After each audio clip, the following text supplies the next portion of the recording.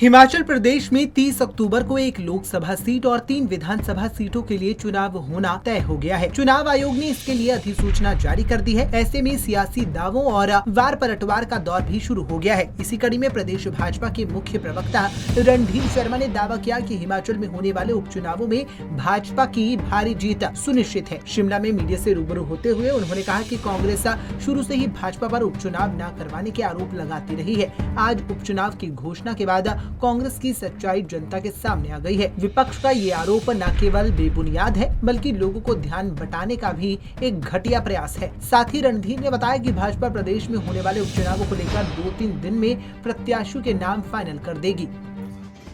देखिए, भारतीय जनता पार्टी चुनाव आयोग द्वारा चुनाव की तिथियां घोषित करने का स्वागत करती है और हमने कभी नहीं कहा कि ये चुनाव नहीं होंगे।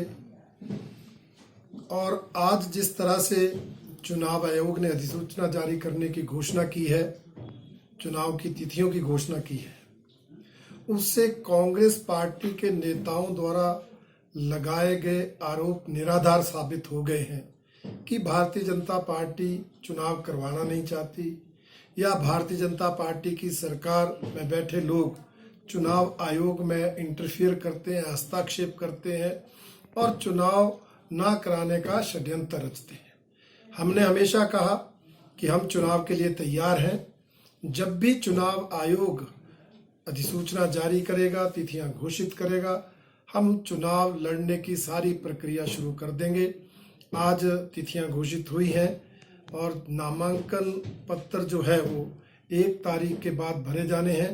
उससे पहले हमारी पार्टी की प्रदेश चुनाव समिति की बैठक होगी जिसमें तीनों विधानसभा सीटों के लिए और मंडी लोकसभा सीट के लिए जो कैंडिडेट है वो तय करने की प्रक्रिया पूरी की जाएगी और फिर केंद्र का पार्लियामेंट्री बोर्ड बैठकर अंतिम नाम का फैसला करेगा, जिसको लेकर हम फील्ड में जाएंगे, हमारे कार्यकर्ता फील्ड में जाएंगे और भारतीय जनता पार्टी बिल्कुल पूरी गंभीरता के साथ, पूरी मेहनत के साथ इन चुनाव को लड़ेगी और जीतेगी।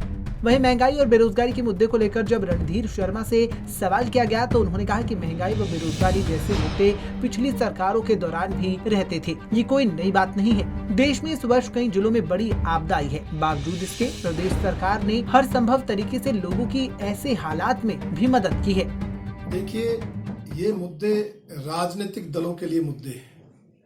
आम जनता जानती है कि कोरोना महामारी के बाद महंगाई जो थोड़ी बहुत बढ़ी है वो स्वाभाविक है। महंगाई बढ़ाने के लिए कोई सरकार दोषी नहीं है। किसी सरकार ने, चाहे प्रदेश की सरकार है चाहे केंद्र की सरकार है, कोई नया टैक्स नहीं लगाया है जिसके कारण महंगाई बढ़ी। एक वैश्विक महामारी इतनी भयंकर इस दुनिया में फैली, उसका असर हर प्रदेश, हर देश में हुआ है।